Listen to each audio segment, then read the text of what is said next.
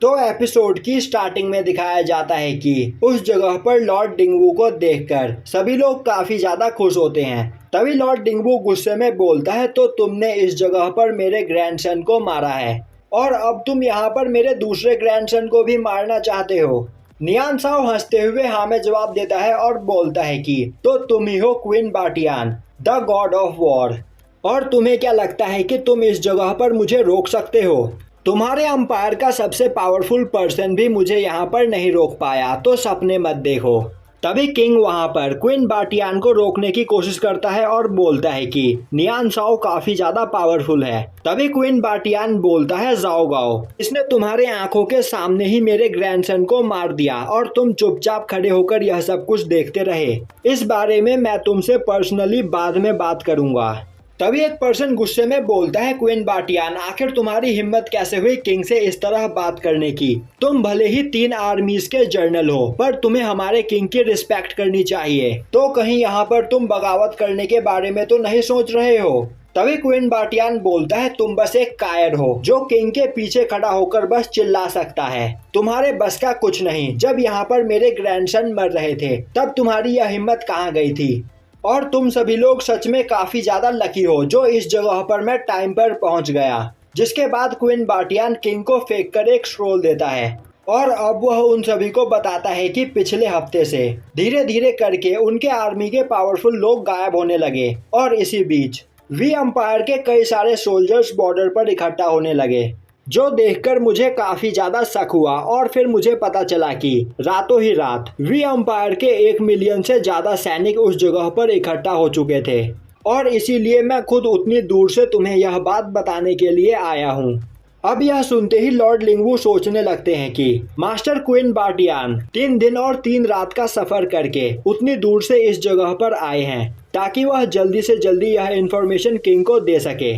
तभी एक पर्सन आगे बढ़कर बोलता है, क्वीन बाटियान, तुम सच में बहुत बड़े बेवकूफ हो। तुम यह इंफॉर्मेशन हमारे पास किसी ईगल के द्वारा भी भेज सकते थे, जिससे हम यहाँ पर आगे की प्लानिंग कर सकते थे। और जब तुम कैपिटल में वापस लौट चुके हो तो आखिर उस जगह पर हमारे सोल्जर्स का नेतृत्व कौन करेगा?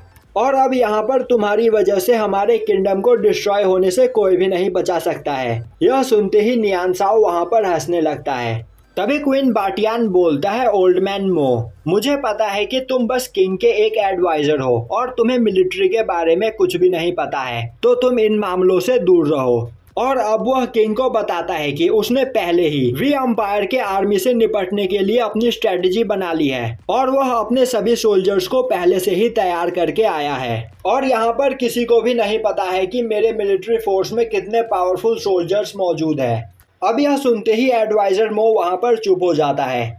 वहीं क्वीन बाटियान की स्ट्रेटजी को सुनकर लॉर्ड लिंगवू काफी ज्यादा इम्प्रेस होते हैं और बोलते हैं कि इस स्ट्रेटजी के साथ तो हम बस अपने एक ही अटैक में पूरे वी अंपायर को डिस्ट्रॉय कर सकते हैं।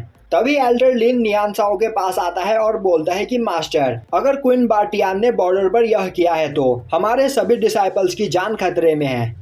यह सुनते ही नियान साओ अपने सभी डिसाइपल्स को वापस भेजने का ऑर्डर देता है और बोलता है कि वह इस जगह से क्वीन चैन को बिना मारे वापस नहीं लौटेगा।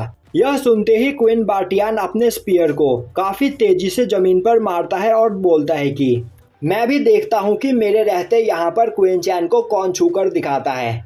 अब क्वीन बाटियान की पावर को देखकर सभी लोग वहां पर हैरान हो जाते हैं और सोचने लगते हैं कि पिछले 10 सालों में गॉड ऑफ वॉर की पावर काफी ज्यादा बढ़ गई है।